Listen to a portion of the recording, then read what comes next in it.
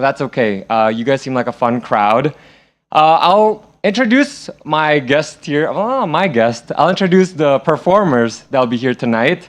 They have quite a biography, so I hope you guys will be interested to hear this nice and long, thick, juicy introduction for each of them. I'm actually going to, I guess most people who would be here would already be friends as well or know you guys. I wanted to actually kind of let you guys guess who the performers are, but I feel like most people already know who you guys are. So I'll just start from the I guess this is my left. My very left, it's May Lydia. I'm going to read this out for you guys.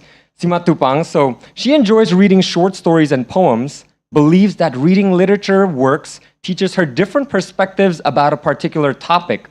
She graduated with a Bachelor of Arts in English Literature and has a Master's in Education from Universitas Pelita Harapan. So, big proponent for UPH too. There's quite a bit of people here from UPH. She was exposed to literature works from mostly Black poets and writers. She's interested in exploring literature engagements with society standpoints such as manners and civilization, race and prejudice, patriarchy and feminism ideology. So there's a lot of big words there. One of her analyses was on Andrea Levy's Small Island. She uses psychoanalysis to expose schizophrenia in Western ideology. She contemplates a lot on Langston Hughes' Harlem, which reminds her to always work on her dreams every time she is in her valley of life. So let's give it up for May Lydia. Thank you. Yeah, so as you can see, these are like very, very distinguished performers here tonight. Next up, we're gonna go all the way to the corner to Misael Tambuun. He also has a nice, juicy biography here. Okay. He is acting as a composer, educator, pianist, where his music has been featured both nationally and internationally, including, here, get this, Italy, Sweden, France, Belgium, Macedonia, Georgia Republic, Thailand, China, Indonesia, and of course, the United States of America. So some professional ensembles and orchestras have featured his original composition, such as Peabody Chamber Opera, an ensemble in Maryland, Amarillo Symphony in Texas, Antwerp Symphony in Belgium, American Open Ears in Oregon, Neve Trio in Boston, and Jakarta City Philharmonic in Indonesia, MTNA, Carnegie Hall, and Imani Winds in New York. So that's very impressive because I've read this a few times and even I'm like, wow, that's a mouthful. That takes all your breath away. Tambuun attended a few prestigious schools, including Peabody Institute of Johns Hopkins, a very prestigious school, Eastman, Tbilisi Conservatory, and SAE Institute. And he also studied under the following teachers. Let's see if any of you guys know any of these names. Du Yoon, Michael Hirsch, Benjamin Brooks, Maka Visaldadzi, who are the winners of some major international competitions such as the Pulitzer Prize, Grammy Awards, Rome and Berlin Prize, and many more. Since returning from the USA, he currently serves as a chair of composition in the Music Conservatory at UPH. So wow, let's give it up for Misael Tambuun. Thank you. I hope I didn't butcher any of the names there. You're good. Okay, great. Finally, we have Cindy Thanos. So she is a soprano who has been teaching as a lecturer in UPH, a vocal teacher in Bina Musik Jakarta, that's over in Menteng, since 2020. She attended Kyungsung University in Busan, South Korea, majoring in classical voice. She received many scholarships from the university, the government, and some private institutions during her time there. In 2013, she graduated with the highest grade in music department and got the title Bachelor of Music. In 2015, Cindy continued her study in Vienna Conservatorium in Austria. That's very cool. Specializing in opera repertoire. She came back to Indonesia in 2019, and 2 years later, she won the 3rd place in Kompetisi Tembang Puitik Amanda Sukarlan 2021. Yeah, vocal competition. So yeah, let's give it up for Cindy Thanos. Thank you. Thank you. Right, so far, quite a mouthful. I hope you guys agree. And it's very impressive. So today, obviously, we're going to hear them perform and hear all these years of their education and everything. I'm just going to hype them up with all that work and experience behind. You guys are going to hear them perform. So I'm hoping that you guys are excited, hoping that you guys are entertained tonight. Yeah. Okay, so we're going to go ahead and start actually with the first presentation. So if you guys know or at least saw the flyer, tonight we're going to be talking about Sarah Teasdale, an American poet. And actually the one that's going to be giving the presentation will be May Lydia, since she has, this is what she does, you know, poetry, analysis. So it will be very interesting. I think you guys would want to tune in because I'm sure at the end of this performance, you guys will actually have a lot to even ask, or maybe you might have some questions here and there. But first of all, let's say before we continue to all this, let's ask her a very, very, very deep question because we want to go straight to the point. We don't bother with the scratching the surface. We're just going to go straight to it. So, if you guys remember from the bio before, Melidia, you've actually done a lot of analysis on, like we said, like Black and a lot of very, very deep topics like feminism, patriarchy, and a lot of things that I would say aren't the usual things when you think about poetry. A lot of people I think poetry for more something like romance, something that's bubbly, but how did you end up even deciding like, you know what, I'm gonna go for something that's super deep, something that is more, I would say heavy, and I would say even more difficult to, maybe I can't comment on difficulty since I didn't study it, but it definitely is something that is impressive, an impressive choice. How did you even come about this? Is it something from your childhood, your past experience? Thank you, Matthew. So coming to poetry is very interesting, actually. It is relatively short, but you can put like many emotions in that by choosing dictions and then change of events that you can put in a poetry. So if you're talking about my experience and how I feel about it, I mean like a lot of Indonesians, women actually, I don't know, but we guys, we were born in the patriarchy system, yes, right? So when I learned the ideology of patriarchy and feminism, and I see myself in that kind of work, wow, that's me. So that's why I decided, oh, this is very interesting, you know, to look at many poems and then analyze it. Yeah, because I can see myself in it. Right, if you don't mind me asking, I guess this is more of an in-depth question to your answer. At any moment in your life, is there a significant moment where you felt like it first clicked to you that, wow, I live in a patriarchy? Well, if you know my name, Melidia Simatupang, I was born in Batak family. So Batak family really, can I say, appreciate sons than daughters. That's what I feel when I grew up.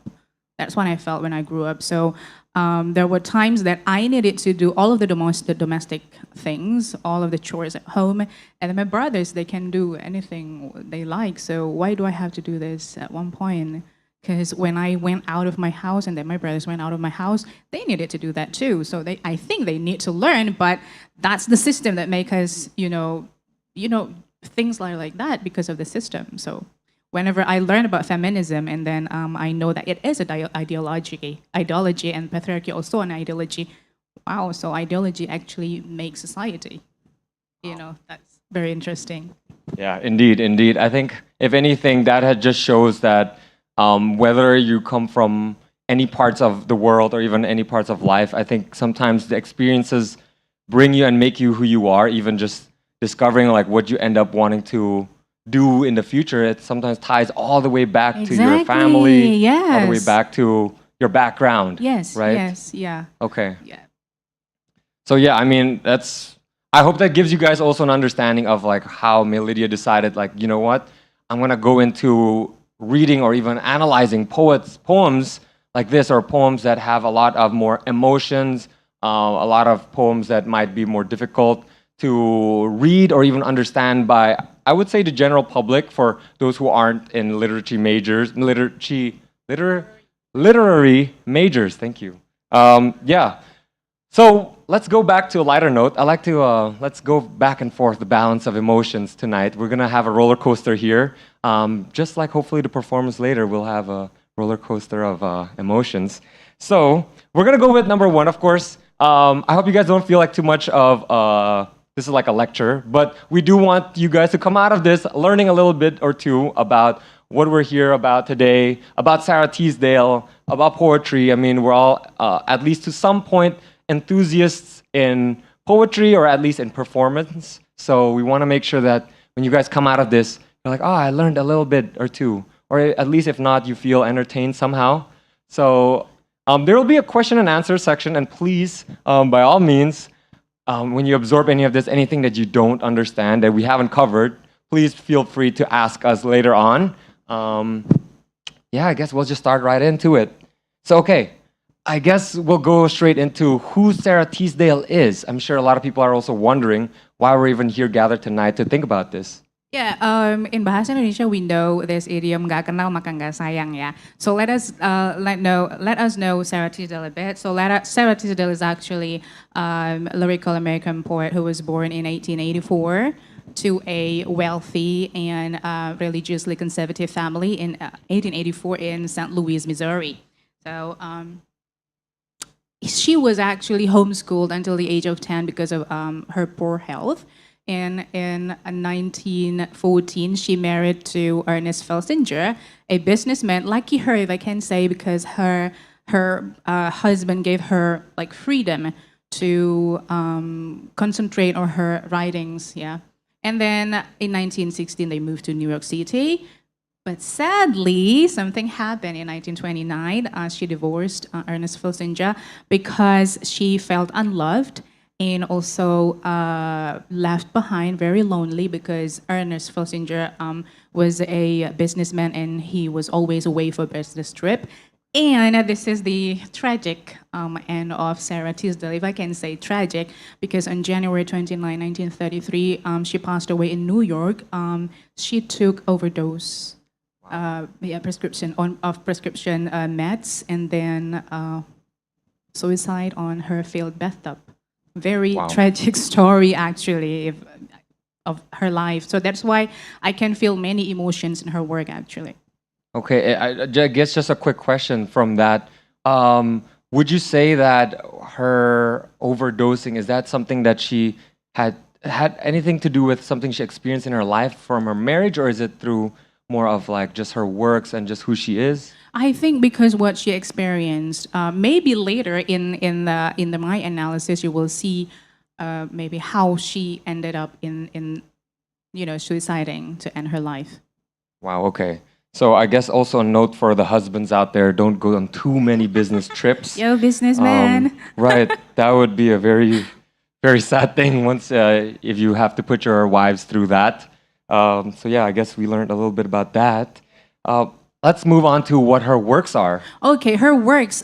Sarah Teasdale, for your information, was very popular. So her poems were recited in many, many weddings. And then not only she was popular, but she was also the first woman who won the Columbia University Poetry Society Prize, which later became the Pulitzer Prize for Poetry in 1918 for her collection Love Songs. So to see her works, actually, she was very productive, and we can see that she was very committed to poetry. And then her last collection, A Strange Story, was actually published posthumously in 1933. Wow. Okay. So there's a lot of quite well-known works over here. And of course, the thing that we have to ask is, especially during these days, I know all of us, at some point in our life, I think, might have been keyboard warriors, if you guys even know what that means. It's like you're online and you probably have a lot of criticisms to such work. So that brings us to the next question. I guess, what do critics really have to say about Sarah Teasdale and her works? Yeah, Sarah Teasdale, critics says that actually her works or her writings are unsophisticated, but full of musical lyrics and musical things. And by that, I can say that this is what I have gathered information. Yeah, her works the character of her works was simplicity, about simplicity and clarity, very simple and clear about her emotions, with many language sensitivity. And also, if you are familiar with poems, usually they have what we call rhyme.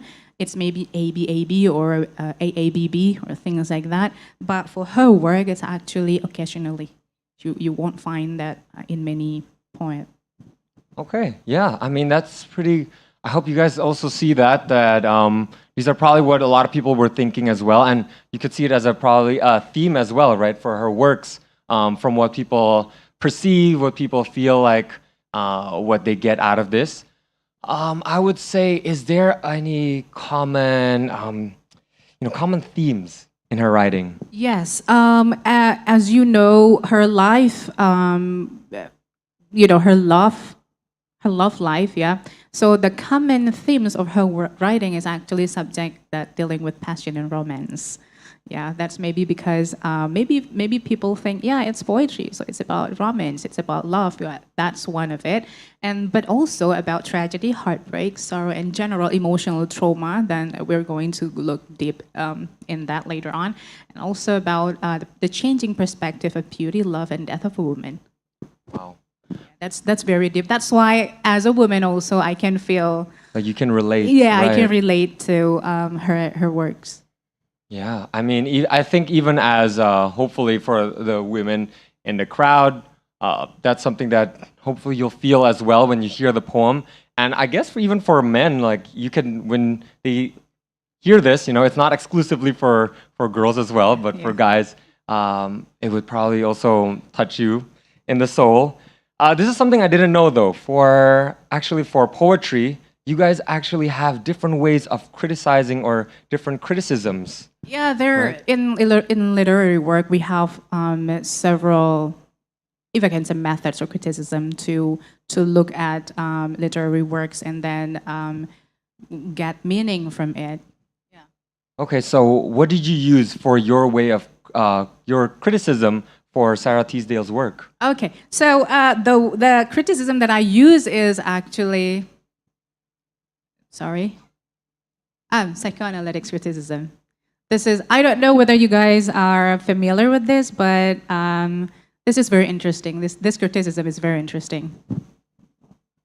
Okay, so what is even psychoanalytic criticism? I mean, that's a big word right there. It is. So psychoanalytic criticism is actually a method of reading employed by this man here. This is Sigmund Freud. Right. So if you guys are in psychology world, you are very familiar with this man, Sigmund Freud. So it argues that like dreams, literary works also actually express the unconscious desires and anxiety of the author. So if you somehow psychoanalyze the characters from literary work, you actually, all of the characters are actually the projections of the author's psyche and neurosis. That's make psychoanalysis criticism very interesting. Wow, okay. By the way, just so that you guys know, tonight's the first time I'm also hearing the presentation being presented. So I'm just like in your position. This is all the first time, and I'm processing it as we go along. So so far, it's very interesting. I didn't know that. I mean, it makes sense now that you say it. But as someone who doesn't analyze poems, sometimes you forget that you do actually really need to understand the author instead of just what the author is trying to convey. Yeah, actually, before when I did this, I didn't read about Sarah Teasdale anyway. So I just go right away to the poem, and then I read it, and then I read it many times. It took me some time, to analyze this. And then when I read it, maybe psychoanalysis criticism will do it better, to take meaning from this poem. Right. Okay. I mean, that's really cool. Is there a reason why you use this method? Again, because this poem has even changes of events and also give you different feelings and emotion. So I was curious actually what was the author dealt with. And then, yeah, only psychoanalysis criticism that can do that. Okay, that's very cool. I guess the biggest part of this, also I guess part of the biggest thing about the slide is if you can actually help read us the poetry. Sure. Wait. Okay. Yeah. This was. Oh. Yeah, I okay. probably missed a little Okay. bit there. This is the poem. So let me stand up so I can read it better.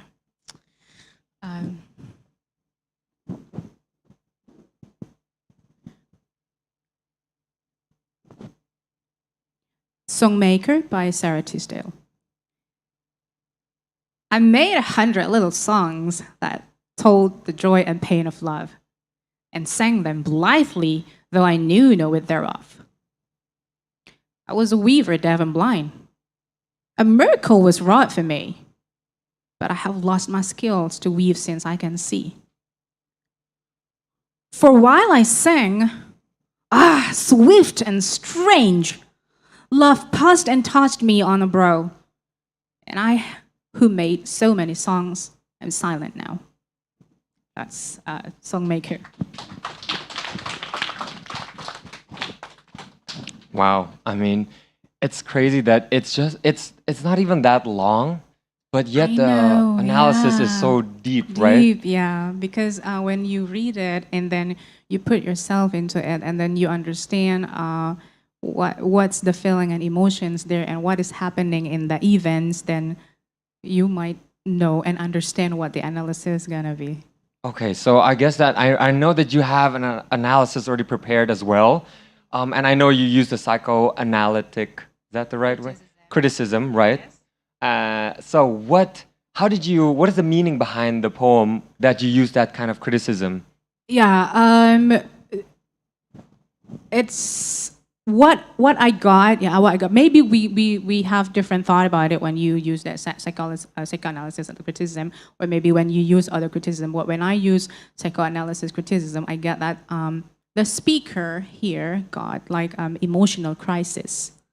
Yeah. Wow, emotional crisis. Yeah, emotional crisis. Do you? What does that mean? Yes, I have no idea what emotional crisis So emotional means. crisis. During emotional crisis, actually, there is a relatively sudden and unexpected loss of balance because there was changes in your environment and your life. So that's why when you feel that loss of balance, then it gives you mental discomfort. Now, this mental discomfort, if you are unable to reverse the course of events, then emotional crisis will attack you. So so that I understand this better, is emotional crisis it's something that happens to the author, is that correct? Yes. So it happens to the author in their life. Where actually I analyze the speaker, but then in psychoanalysis, it's actually the depiction of the condition of the author. Okay, the Yeah. condition of the author. And then is there a certain time? I know this is a little bit off what I think we have over there, but I guess this is a question coming from me, but is there a specific period of her life that she actually wrote in this? Do we know what period of her life it was? If I can see this, this work, yeah, there is a moment when she felt very lonely when she was left by her husband, being away. She thought she was loved, right? When you marry someone, you love her, right? Right. Yeah, but then after married, everything was different from her imagination or maybe something that she hoped for. That's the time, and then she was unable, to reverse that, to stop that feeling. And then maybe she has tried, but every attempts end up with more even anxiety and even more heartbroken. Wow, I mean, that's pretty. I felt that one. I Touching. felt that one. Yeah. Okay. It's pretty hard to come back from that. Me myself. I guess another question would be: so, what spheres can we see symptoms of this emotional crisis? Are there like certain spheres that we can see in this? Yeah. So actually, the symptoms of emotional crisis can be seen in these four interdependent spheres, which is emotional, cognitive, behavioral, and biophysiological. So there are interdependent one with one another. So yeah. And are all of these going to be shown in tonight's I'm not poetry? sure. I'm not sure. Well, I have prepared for emotional and cognitive and behavioral though, but yeah. Okay. Wow. All right. I mean, do we know? Am I allowed to ask if we know what each of this mean? Of course, yeah. I'm going to do my analysis right here now, and then maybe you will understand Okay. when I started to explain it for you. Yeah. Yeah, So sounds let good. us see it one by one. Yeah. The one is about emotional. Okay. There are many. How I can say signs of emotional crisis, and one of it is emotional shock. Emotional shock is a condition when you were attacked with a sudden change. It can be a sudden event or traumatic incident that makes you unable to function in life. But also, it can caused by something that is you have dreamed of. For example, a dream job, or maybe a marriage proposal, I don't know, yeah. But the emotion is too big for you to handle that makes you have emotional shock. Now here, in the second and the third stanza, that I can say, if I can go through for the first stanza, I made 100 little songs that told the joy and pain of love and sang them lightly, though I knew no wit thereof. So, and then it says, a miracle was wrought for me in the second stanza, but I have lost my skill to weave. This is what I said, a miracle. Maybe she had the idea of love in the first stanza. Because why did I say it is the idea of love? Because if you sing something, you have to know it, right? Right, Cindy? Yeah, right. You have to know what it means, what the words are, and then what the lyrics are. Yeah. But here it says, I knew no wit thereof. So there is actually like different situation here. On the second stanza, she has felt the love, but it's different for her. It can be like, well, miracle was a big thing. Maybe it was too big that caused her emotional shock that she lost her skill to weave. You know, when you weave something, it's a daily, you cook, and it's a daily time. You are a cook, right? I mean, you love eating, so Right. so you love eating, but it means Right, that I do. I definitely do. that's a usual thing that you do, right? So, but here there are different, yeah. And love passed and touched me on the brow, and I who made so many songs am silent now. So something good happened in her life, something that she have dreamt of, makes her experience emotional shock that she lost her ability to talk. If you say I'm silent now, yeah, it is like a condition that she cannot do anything anymore. You know. And next. This is the one that I say change of event. She thought she knew love in the first stanza, but then it was different in the second stanza. And then I can feel that she felt angry, if I can say, and then also sad at the same time. And then for a while I sang, sweet and strange. You will notice that it's ended with this exclamation mark, you know, deepen the meaning that she is not familiar with these changes. Yeah, she's not familiar with these changes. And if I can continue, this is am silent now. It shows that she has the inability to speak, to express her emotion. Whenever you don't know what your emotion is, you choose to silent, right? I don't know with other people, but me, if I don't know, yeah, I choose to silent when I don't know how to express my emotion and feelings. Right. Yeah. And then, just like what you said, we're going to see on cognitive, because I don't want to keep this performance so long, because I want to hear you guys play. So in the cognitive, there is something interesting in the way this poem is written. We call this enjambment, because enjambment is like you don't see any exclamation mark or any punctuation here.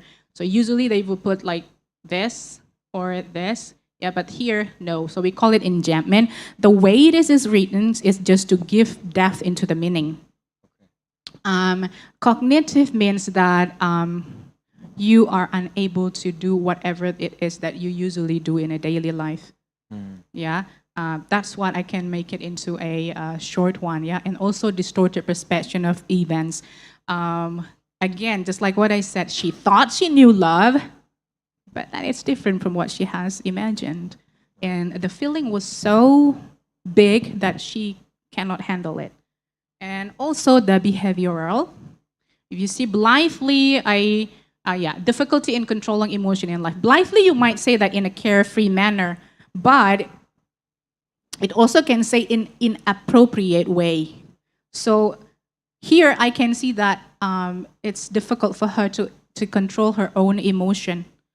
And also lost my skills. It means that she has difficulty in performing everyday life functions. And sadly, I'm really sad when I read the and am silent now that she ended up with isolation. And then after that, I read her biography, and then I understand why. Oh, no wonder. So Right. that's how poetry is very interesting, and then even more psychoanalysis is criticism is even more interesting because and then when you look at the author, you understand through Right, her right. work. And Yeah. it just all makes sense Yeah, right after you exactly, after you yes. did your analysis. Exactly. Yeah, I mean, that's really cool. very cool.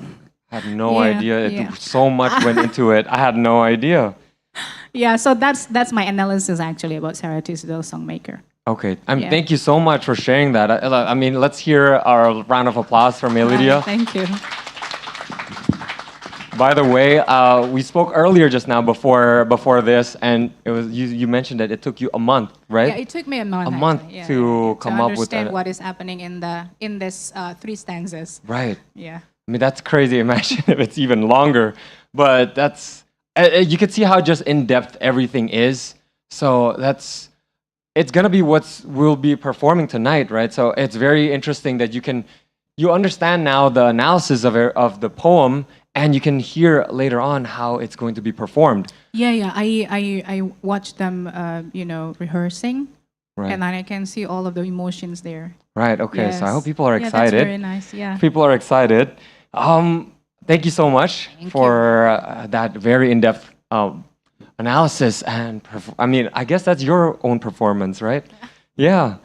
So we'll also give a chance to have these stars up here also Yay! talk a little bit about their own reason why they came up and organized even this and even had the thoughts of coming here, why they chose this out of everything else that they could have chosen. What is the meaning behind why you guys are seated here today? Because that's all we're trying to do, right? Understand the meaning of life itself. I guess the first question that we've prepared is actually for Misael. So Zal's a pianist, and we've heard the bio, impressive. So now we get to finally hear him talk. What made you compose a piece based on an American poet? Aside of course, from us being at America, why an American poet? And what is your experience composing with a poet beforehand? Thank you, Matthew. I'm still amazed with the analysis that she did because like beforehand when I composed this piece, I didn't really talk to her yet and I didn't really see any analysis of her. But surprisingly, when I look it up and then I try to match with the music that I had, I just felt like, wow, really like this music will speak to the audience very well and very deep after they really understand what's the meaning of the poem itself. Because like the thing is like when we're looking at the poem, now it will answer the question why I chose the American poem. Because the thing is like, first of all, not every Indonesian people probably like speak like any different languages, right? Like other than English. So I think it's very, very easy for Indonesians to understand English poetry at first, rather than like choosing like the French or German or other languages at the first place. And also the second time, when I did my undergrad, we do have the assignment where we have to take like any of the poem that we love and then make a song out of it. But we didn't really get a chance to hear any of an analysis like something like this that we had before. This is like very fantastic because like I don't know like anywhere places in Indonesia where we can find that kind of analysis, right? Because when I see the presentation, I was like, wow, this is actually like really deep talk, like a lecture of like a master's degree or like doctorate level kind of thing. And I felt like so honored to have like my piece being not just like performed, but like actually analyzed in the poem side of it. And also, in America, most of us, when we took some classes, we do have an option to take an opera class for composers. Beside I'm a pianist, also I'm a composer. So I tried like so many poems beforehand, but actually this poem, this specific poem, when I tried like Sara Teasdale and then like the other poetries as well, I checked and it didn't really connect to me. But when I saw this Songmaker, but it has love on it, and I believe like everyone has love in their life, right? Even though it's bitter or it's sweet, but everyone must have that. So it's very, very speakable to some of the audiences, hopefully, tonight, so that you can understand what's the meaning of not only the poem itself, but also from the tone, the melody, the harmony that you're gonna hear here and there will be performed by our soprano here. She will, yeah, she will give you like some surprises. Just wait for it. And also for the experience in composing,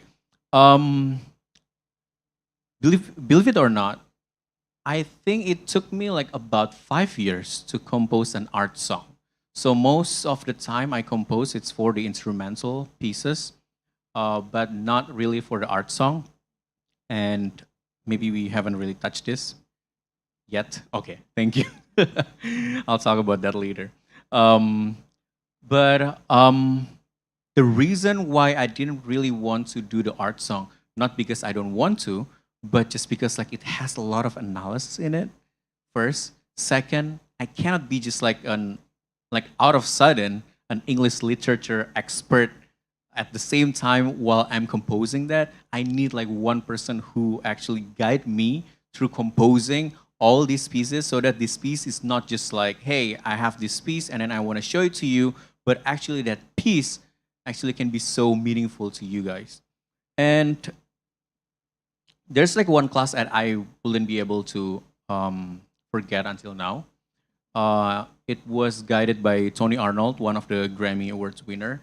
And she taught me a lot how to compose a piece not only in opera style, also in Broadway style as well, and also in classical contemporary style as well.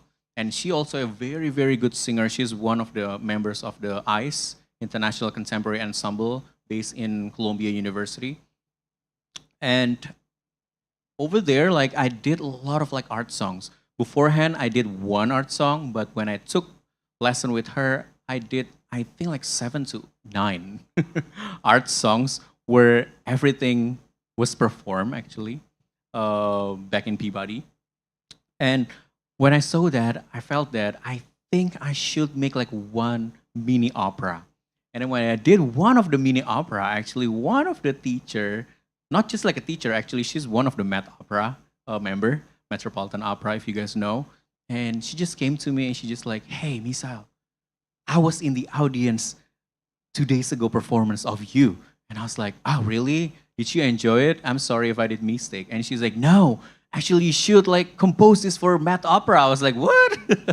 I mean, like, I don't have connection there. Oh, I can help you to do that. And I was like, wow, okay.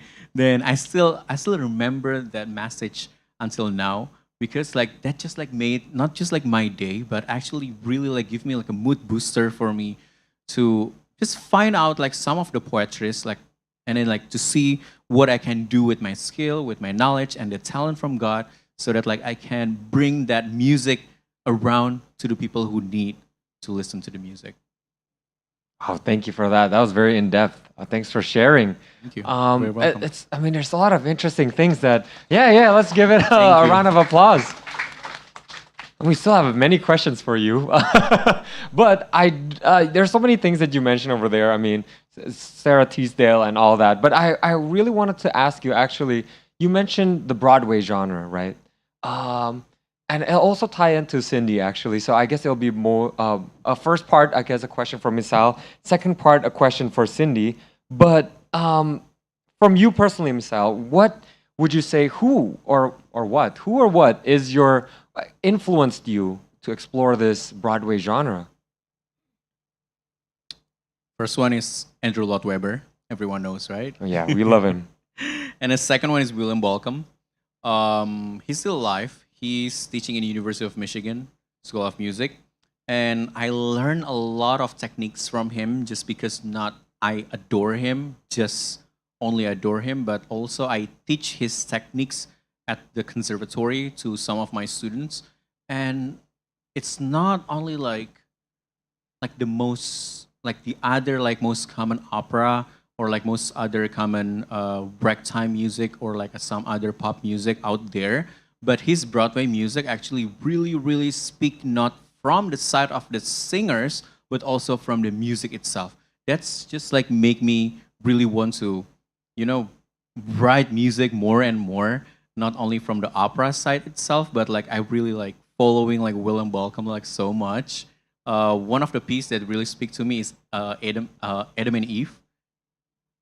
I believe that's the title, and it's really speak to me a lot. And it has really a lot of like a good touch on it, not like only singing part of it that you can learn from it, but like also there's like a storytelling, there's like a crying moment where you actually will hear in a moment.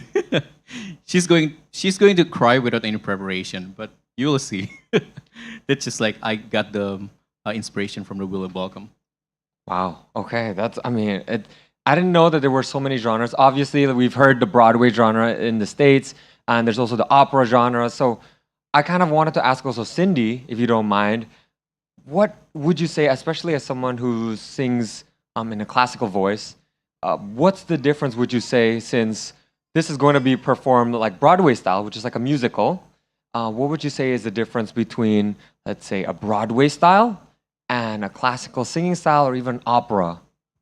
Okay, so I will just talk in the field of singing. Okay, so generally speaking, in musical, what is more important, music or words? Words.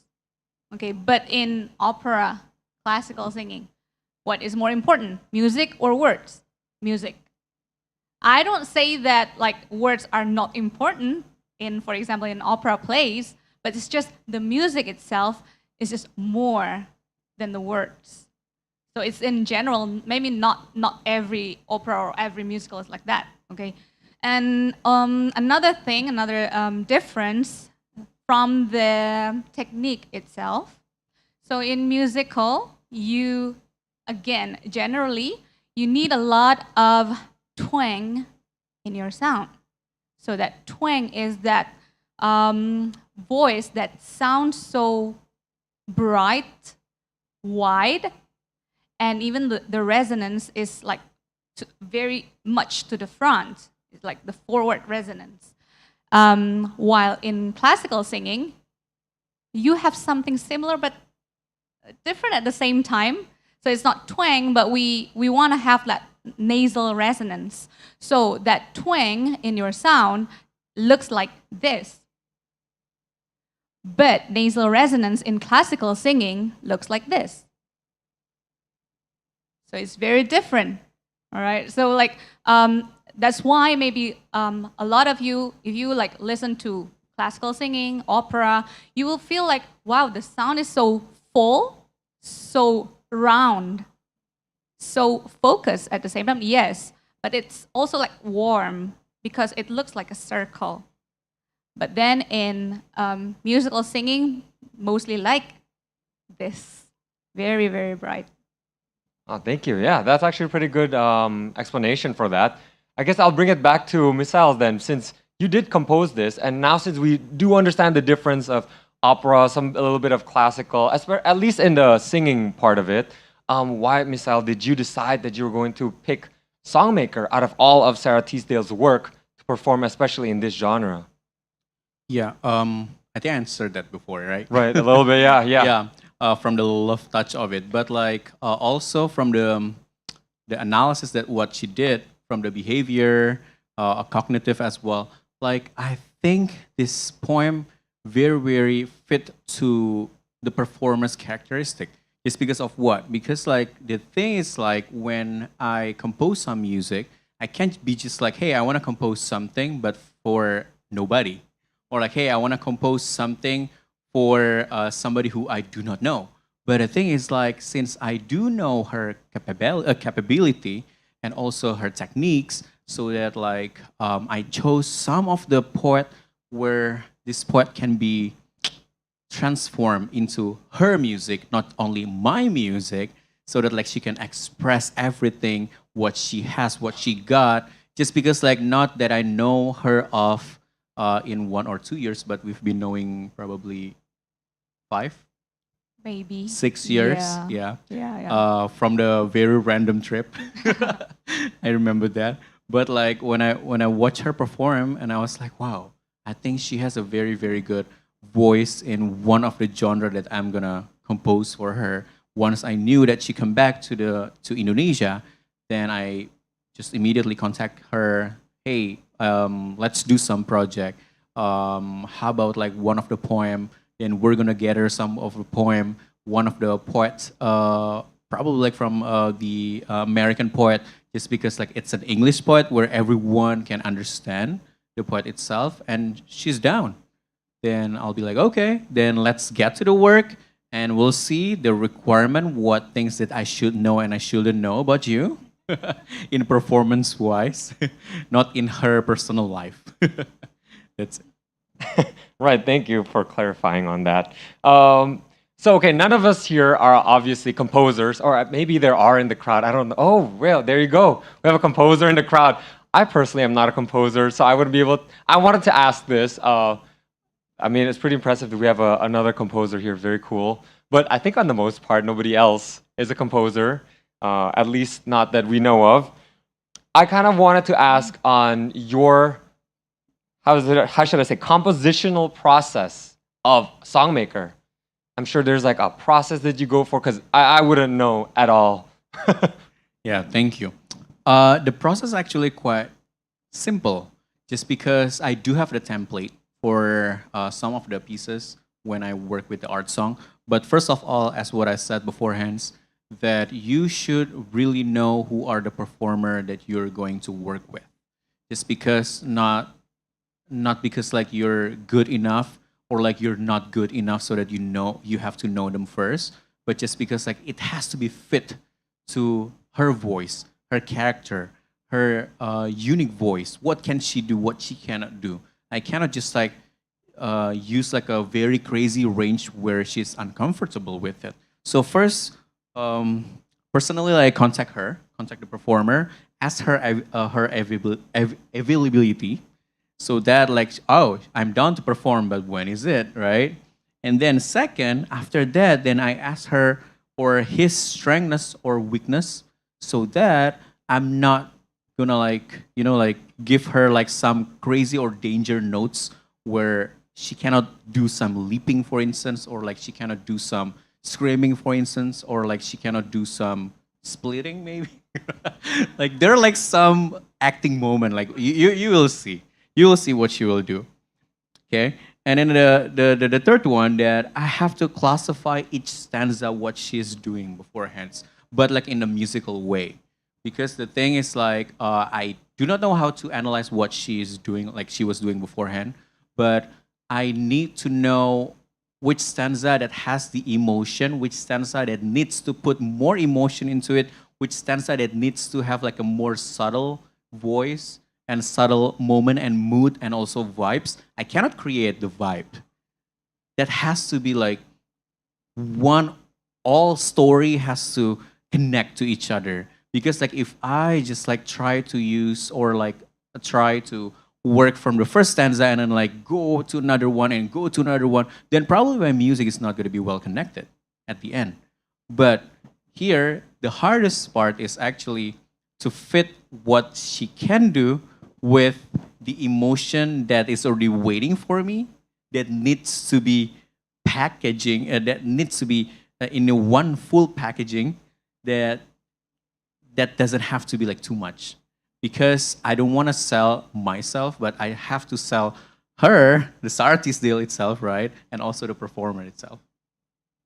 Wow, that's incredible. And actually, so this is gonna be the last question, but it's a three-part question that will relate to all of this. So what I wanted to just recap is that we've heard, of course, the analysis of the poem itself. We're getting an inside scoop from the composer, the pianist himself, before the final question, and then later on we're going to move right into the last piece of the puzzle. So if you can see everything's coming together, is of course the singer herself. So this is going to be the last question, I promise, just from at least Misael, but it's going to be a three-part. It's going to be a little bit of a long one.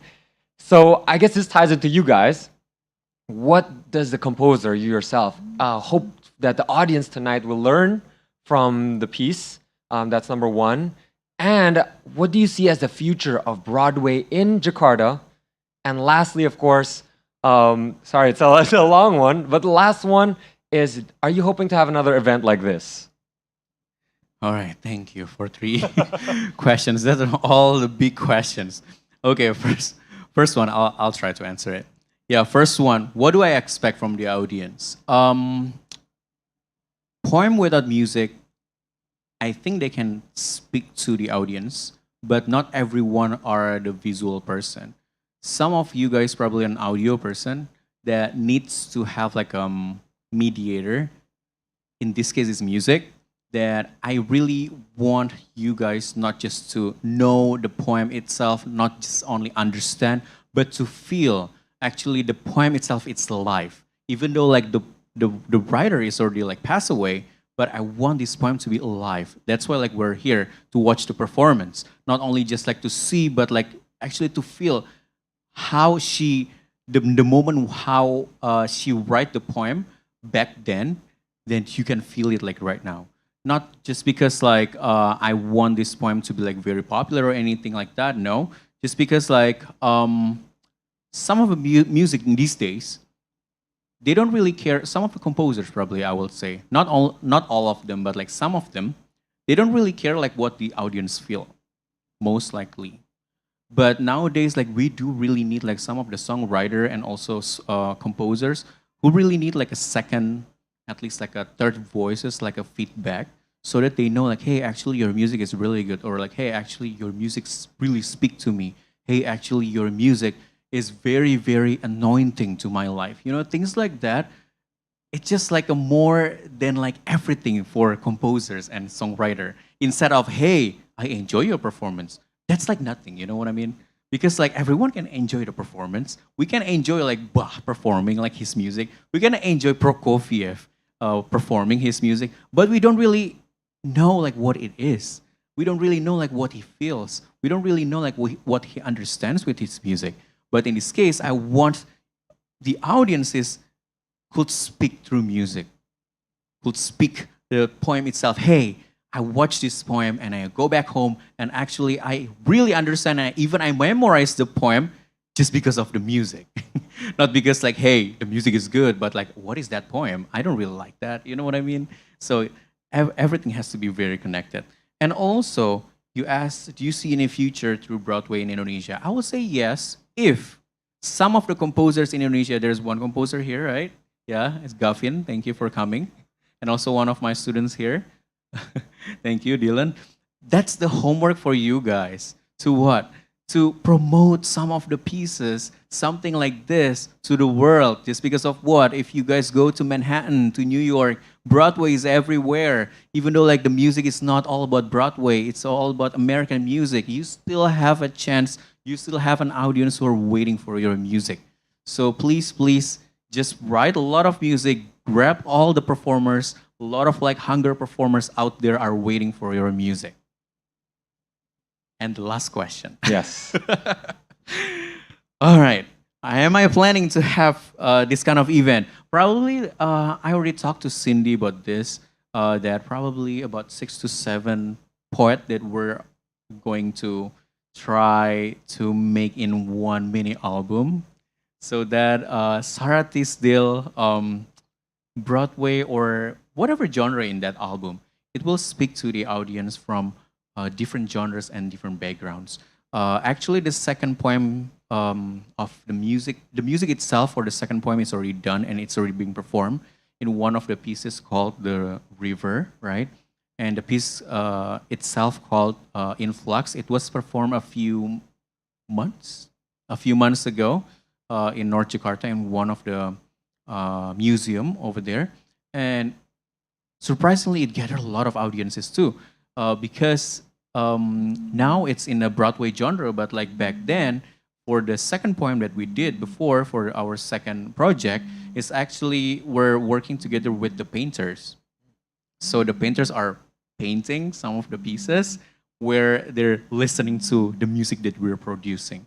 So we're just gonna bring like something new from Sara Teasdale, the American poet, to the audience so that audience can not only just understand but really enjoying the music and also the poet. Thank you. Wow, that's sounds like so the future of Indonesia is here tonight, and yeah, that's amazing that you guys are. I'm honestly such a great audience that you guys are all interested in. I know a lot of you guys are also probably friends and maybe students, but still, it's nice always when audiences are like, that's interesting, and I can feel that vibe and sensation coming from you guys. So that's really great. Thank you so much, Miss Sile, for that.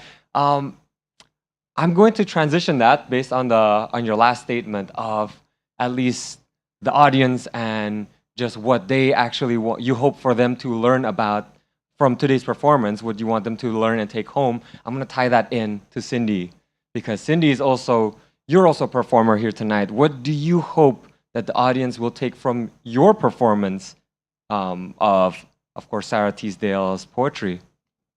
Okay, so basically, I also want you guys to enjoy the performance, of course, like what Isal said, but on a different level. Not just, that's good, or that's not so good, but that you can get immersed to the poem, get immersed to the music, and really feel that you are the I in that poem. And that will be so much fun, right? And yeah, another thing is that, again, from the poem, I think Melidia has already said that there are a lot of emotions inside of that poem. And I hope that you can also feel that. Still, in the scope of that, you can enjoy it. I don't want you to, when I sing it like in a sad way, I don't want it to get depressed, of course. I still want you guys to just enjoy, but that you can really understand what I'm singing. You can understand the meaning, the true meaning of the poem, and then you can feel that you are also the main actor of that poem. Yes. So, I mean, at about right now, the audience is probably also just, they only can have an imagination of what you guys are about to perform, right? They don't know what it's like. I mean, we've heard the poetry itself, the poem, but I don't know if anybody here has seen or heard the performance, probably not. So none of us know what it's like. Everyone's just using their imagination. But I guess before we go into anything to the actual performance and everything, we do have to ask if it's actually really difficult for you to do a performance like this, like your voice and all that. It's fun. It's fun. Like, yes, it's not easy. A little bit difficult maybe because, like I am a classical singer, and as a classical singer, there's some techniques, like specific techniques that you use to sing. But in musical, you don't have that. I mean, like, you can explore even more techniques in one piece. And that's what I'm trying to do in this piece. Like, I base my technique on the emotion of each stanza. So if you later you can see that on the first stanza, I will sing it more lightly, like a little bit. What again? I say with a little bit of contemporary way of singing, a little bit. But then on the second stanza, I will use my classical voice a little bit more. And then on the third stanza, I will just go crazy. Yeah. Wow. Okay. So I'm assuming those are the different techniques that you'll be using to deliver the emotions of the song? Yeah? Yeah. That's Okay. right, And there's that's going to right. be quite a lot of emotions. So I guess it'll be like what we mentioned at the beginning of the show, an emotional roller coaster. True. Right. Definitely right. Okay. Well, I mean, thank you so much, guys, for listening to that. I think we've. Is there anything else that I'm missing from like questions? I'm sure a lot of people here would probably have more questions afterwards. So we'll leave it for after the performance later on, as you can see. I'm sure some of you will have questions. You might take it home or something, but I guarantee there will be some questions since I managed to I don't know if I'm allowed to disclose this, but I got a little sneak peek of the performance during the rehearsal just now, and boy, did I have a lot of questions. So that's something for you guys to see later on. We're we're going to move over right before the performance. I know you guys are probably at the edge of your seats waiting. We hyped up the performance for the past like 40, 50 minutes. I hope you guys didn't feel that it was that long, but we actually have a short like interactive game that we want everyone to actually kind of participate. I know you guys are probably like, oh no, I have to participate, or I have to do something. People are rolling their eyes. People are like, man, should I leave right now? But you guys don't have to participate if you're not comfortable, of course. I've been there in an audience before, and when they say crowd participation, everyone says like, oh man. But there are going to be some prizes for the games. It won't be too long, but there'll be some prizes right before we do the performance. So we do want to open it up. I think it'll be led by Cindy and Misael, right? Yep. Okay, so you guys have something. I'll leave it up to you. I'm sure people are tired of me talking. Yeah. Okay. So yes, we're going to do a little game. If we can have the poem on the From screen, the first please. presentation. Yes.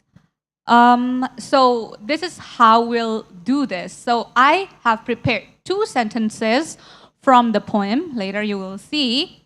And I will just need you to recite that sentence in a way that I asked you. For example, I give you an example. My first sentence is, I made 100 little songs that told the joy and pain of love. And then I would ask you to maybe read this sentence as if you were an arrogant lady. So, how would you do that? This is my example, okay? I will say it like this. I made 100 little songs that told the joy and pain of love. For example, okay? So, and then after you read that sentence in a way that I tell you to, I will sing it according to how you say it. So I will copy you back, all right? So the first one, again, still the same sentence. I made 100 little songs that told the joy and pain of love. Please read it as if you were an innocent child. Who wants to try? There's a gift. Okay, we have already. Let's give him a big applause. You are an innocent child right now. And please read it. I made 100 little songs that told the joy and pain of love. Okay, thank you. Misa, can you give me the first note, please? I made 100 little songs that told the joy and pain of love. Okay, so who wants to try again? Still the same role. An innocent child. A very innocent child. Let's go. Once you were a child, right? So I see like girlfriends nudging their boyfriends. Come on, you do it. let's There go. are prizes. There are prizes. for your bravery. I mean, That's right. Do we know what the prizes are? I don't think we do. I don't know. Right? Where's Yeah. the If it's a prize? car, everyone's gonna do it, right? I'll do it. Oh, they're bringing out the All prize. right. Woo! Thank you. Okay, we have the second one already. Wow. So again, your role is a very innocent child. I made 100 little songs that told the joy and pain of love. Thank you.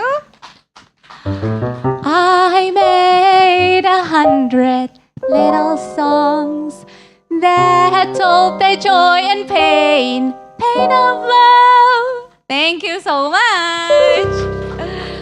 Still the same sentence. The second role is think that you were a gigantic, enormous monster. Okay, who wants to try? Oh, we have somebody. Let's go.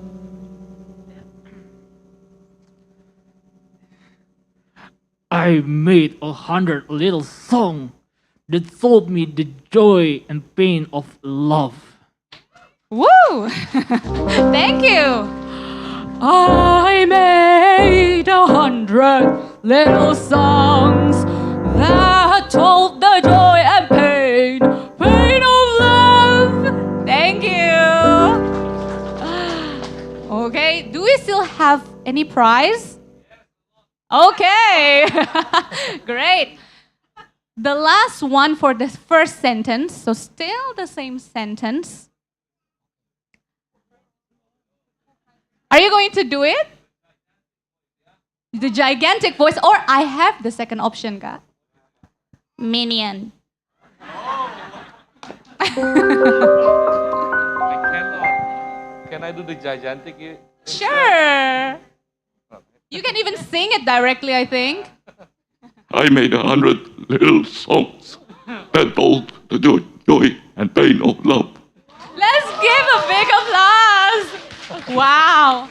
But I'm sorry, I cannot copy you. That is awesome, right? Wow, thank you so much. Okay, but then, still the same thing.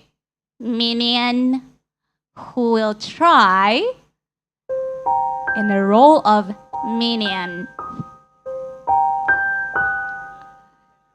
If none of you would try. Oh, our baby here wants to try.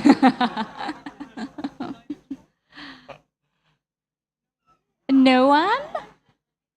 Oh, we have a volunteer over there. So much fun.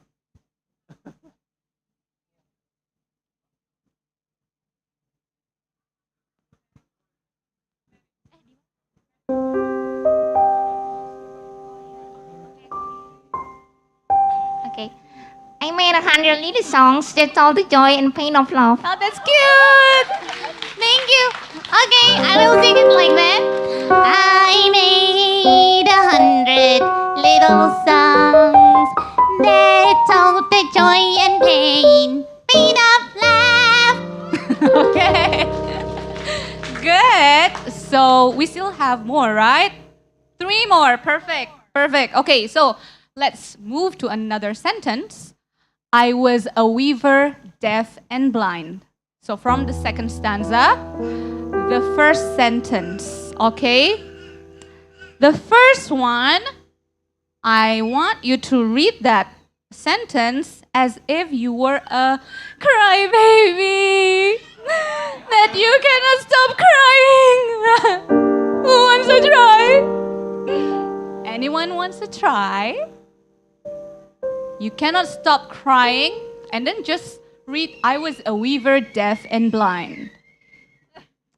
I don't think that is that difficult. Let's go.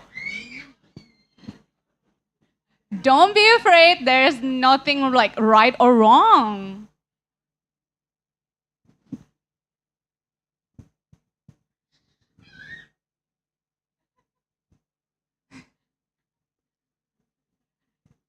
Let's go. You're gonna try? You wanna actually try? Wow. Oh, our so speaker I'm will gonna try. Cry, yeah? Yes, I was a weaver, deaf and blind. Cry. I was a weaver, deaf and blind. So sad. Thank you. Let's give her a big applause. Okay.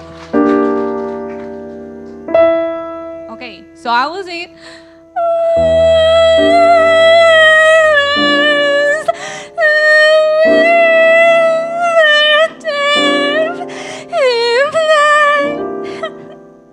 That's it. Okay.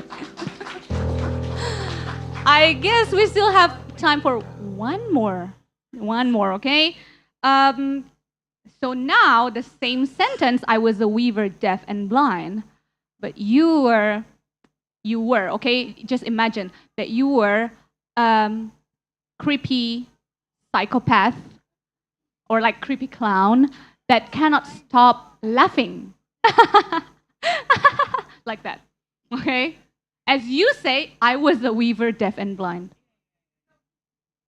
All right, so this is the last. Well, we'll give another opportunity for someone else, maybe. Oh, yeah.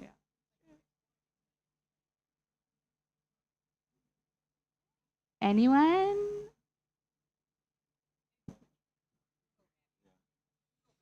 Oh, me try? Oh man. Sure, why not? Oh, me really? Yeah. See? Oh gosh, my anxiety just shot right up. um, No, you're laughing, right? So just read it. I feel like, oh wow. Yeah. Oh, I have to wow. unlock a part of me that I didn't know that I had. Okay. Wow, this is Okay, I give you a tip. okay. You laugh first and then you read. Don't Okay. laugh and read at the same time. Don't laugh and read at the same time. Laugh first and then you start to read. It will be easier. Oh my gosh. Okay. Okay. Man. Okay, I'll try. So I just have to read the first sentence, right? I'm trying to delay this as long as possible.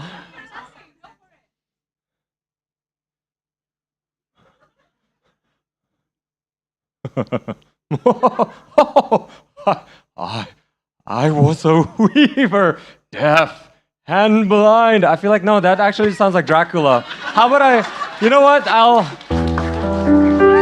just go with that. Is that okay? Sure. That's horrible, but there's a reason why I don't do this. Okay, so I will sing it like as I laugh and I sing at the same time.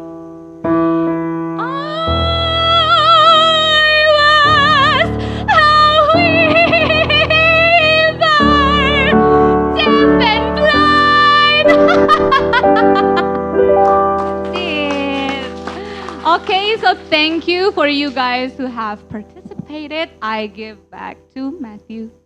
Okay, great. Well, I mean, I'm convinced that there's a side of you that we don't know of.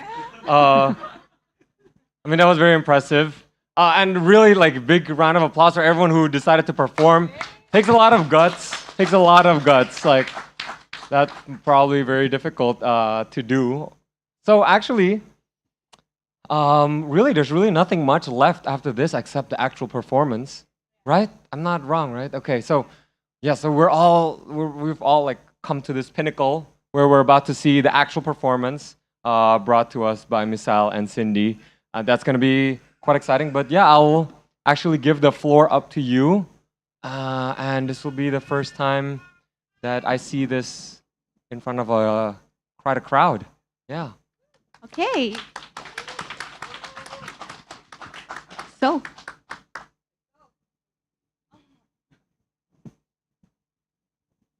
Shake. Okay.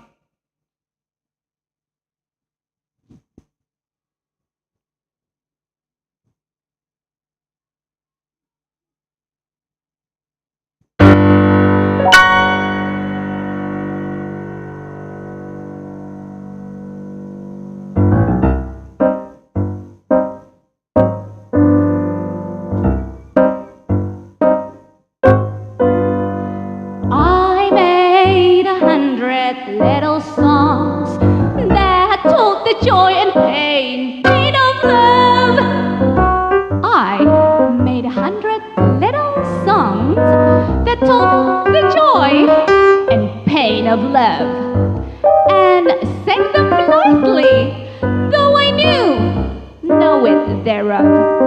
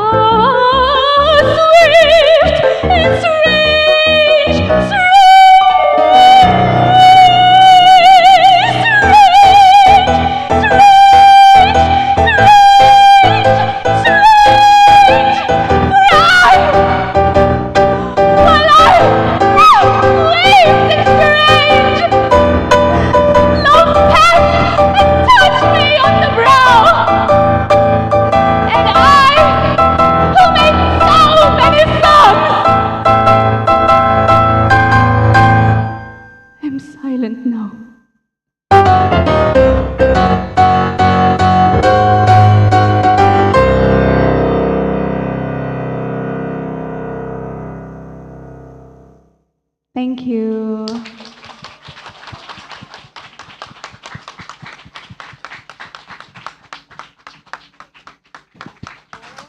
Wow. I mean, I hope you guys felt the power from that and the goosebumps. Yeah, and the emotional. And the roller emotions, coaster. yeah. I hope you guys felt that emotional roller coaster. It was really that up and down of just like everything that we came about and talked about tonight. I mean, that was the pinnacle of it all. So, I mean, let's just give it one more round of applause for Cindy and Misael. Amazing, absolutely amazing. Okay, I guess we'll open it up. Do we have time for questions from the audience? Yes. Yes. Okay, we do have a little bit of time.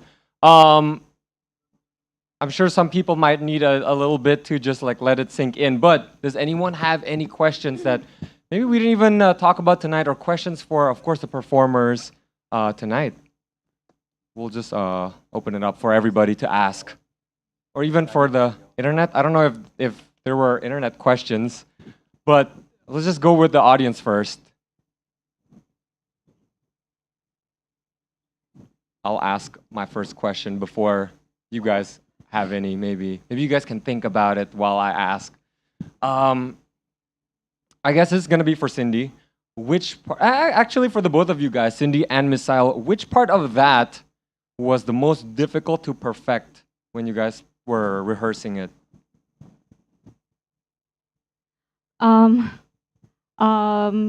I guess like every stanza has its own difficulty, because like for example, the first one, the lightness of the meaning, right? But then in the second stanza, I need to bring the sorrow, which means that I need to bring from like a very light expression or feeling to something very depressing or very deep. But then in the third stanza, there's a change again in the emotion, right? And that's like anger.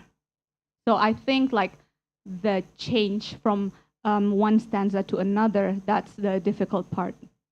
I think so. Okay, what about you, Misael, for especially a pianist? Personally, to me, is the coordination between the singer and also the pianist.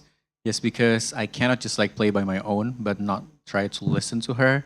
But also, she cannot just like lead by her own, but not listening to myself. So those kind of coordination actually where we rehearse the most, instead of what's the note and what's the punctuality of the notes and the harmony itself, but most likely are when we have to come in time and when we have to wait for each other, that kind of things, that it's only happen not when we're actually like writing the music, but also when we're actually rehearsing, and also when we did the GR. Because like different stage having like a different vibes, we cannot just like go to another stage and hey, let's do this to another like the other one when we did it. We cannot do that just because like now we're amplified. Beforehand we were kind of amplified, yeah, with a good acoustic. So it's just a little bit different coordination. Cause like beforehand probably I didn't really hear her that clear just because I didn't have any monitor. But now I do have monitor, then it's just like a different kind of like a handling kind of things where I have to make it balanced just because like I'm the one who write the music, so I do know whatsoever are gonna happen. But for her, probably it's a challenge for her too because I do not know if she can feel where sometimes I'm chasing, but sometimes I'm waiting, sometimes I'm dragging, but sometimes I'm kind of like a rushing just a little bit to get the mood itself. And sometimes I'm a little bit improvising so that like we have the same tempo, things like that. Wow, okay. I mean, it sounds difficult. As someone who's not a musician, it's a lot of big words as well. But does anyone have, okay, there you go. Perfect, nice. Questions? Hello. Yeah. Hello. So, I would like to ask a question. I don't know who might answer it. I think the first one is regarding the interpretation, because this is interesting because I like Teasdale, and for me, Teasdale in her poems, I kind of see her as somebody who is kind of solemn, so not very explosive. And suddenly tonight, I see that the music that Misael composed is very explosive and very expressive. So first of all, I would like to ask, from the critic point of view, how does it, how is your thought process after hearing it?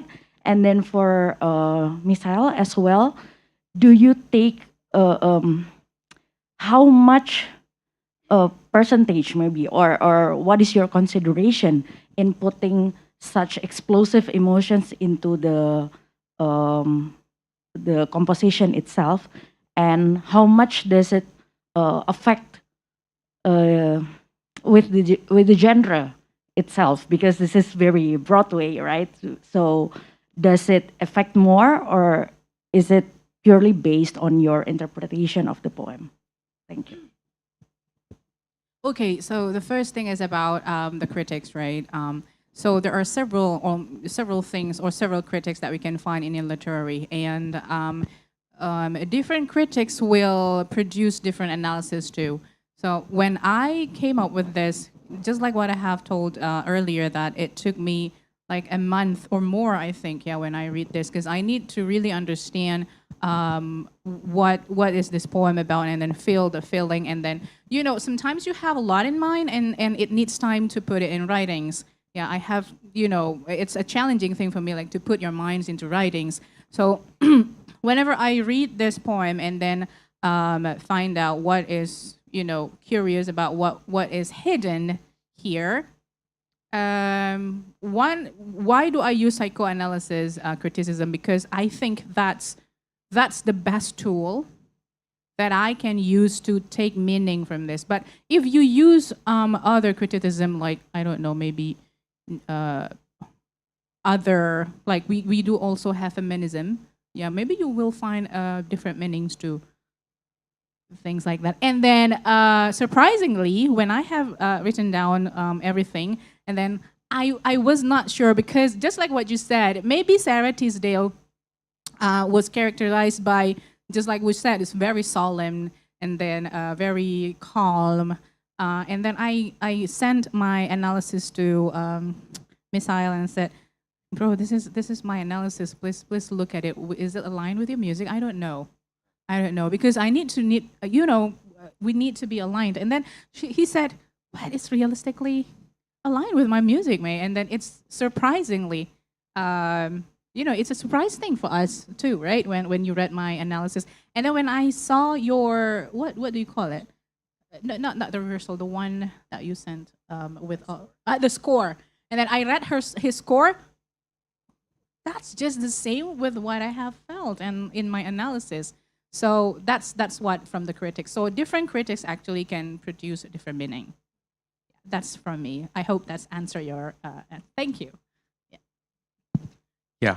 To me, probably not very different from what she said. Okay.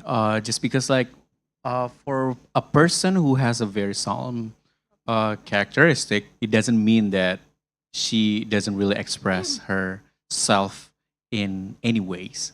Just because, like, for instance, like Mozart. Who doesn't know Mozart? We know, like, probably like his music. It's very, very energetic. It's very peaceful, happy. But is he happy in his life? You know what I mean? Like, he get like a lot of force in his life. Like, hey, please get married. Hey, please do this. Hey, please do that. But he always like in the river, always like writing for his music. We never know like what he's doing that, why he's doing that. Is he really happy doing that actually? Just because like he's quiet doesn't mean that he is actually like, okay, I'm good. I'm very peace. I'm very okay. Please don't ask my what I'm doing and so ever. So in Sara Teasdale, what I found that I can't just like take from one of her characteristic and then like take it rawly to be in my music. Just because of what? Because like music has to have like a, how to say it? Have to have like a graphic, right? For instance, to have a graphic. As a music teacher, I'm pretty sure when you teach to some of your students, you need to have like a graphic moment. Where is the climax moment? Where is the point, the anti-climax and all that? So we cannot just like assume, oh, you're a nice person. Okay. It doesn't mean that he never did any bad things. So things like that, where when I found her analysis, I was like, whoa, actually, this is really, really what I need, because like I'm really curious like why I'm doing this, but I don't know like what's the answer. And then like when she did the analysis, and then like she checked my score and she was like, hey, how do you know that I'm gonna do this? I was like, I don't know. Then probably like when I try and checking like some of her poem, because like when I read her poem, it's not only one poem, but like probably like 10 to 12 poems. And I can tell that she's not very, very calm person, like in, how to say it, like when she's writing on it. Like she's not very calm, but we can tell probably she's very calm like in personal life.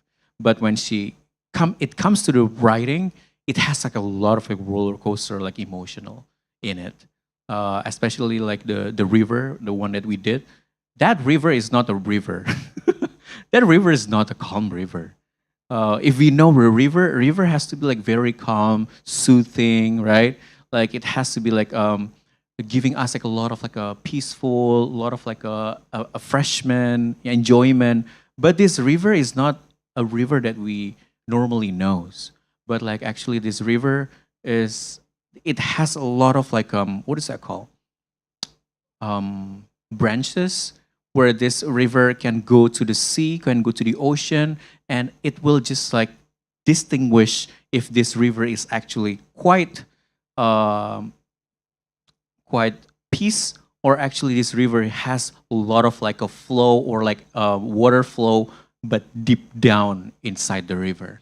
So that things that I've learned a lot about Sara Teasdale, and also this analysis is very, very helpful, very, very helping me. Probably for the next time, I'm gonna ask her to analyze like more and more poets, so that like I can write this music easily, happily, and without like doing like a lot of like research from out of nowhere, because she knows what she's doing.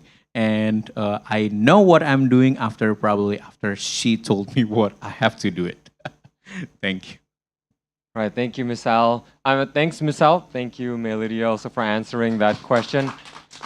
So, actually, I'm sure now maybe people have some more questions, but we're gonna have to dismiss everybody because we want to make sure you guys get home in time.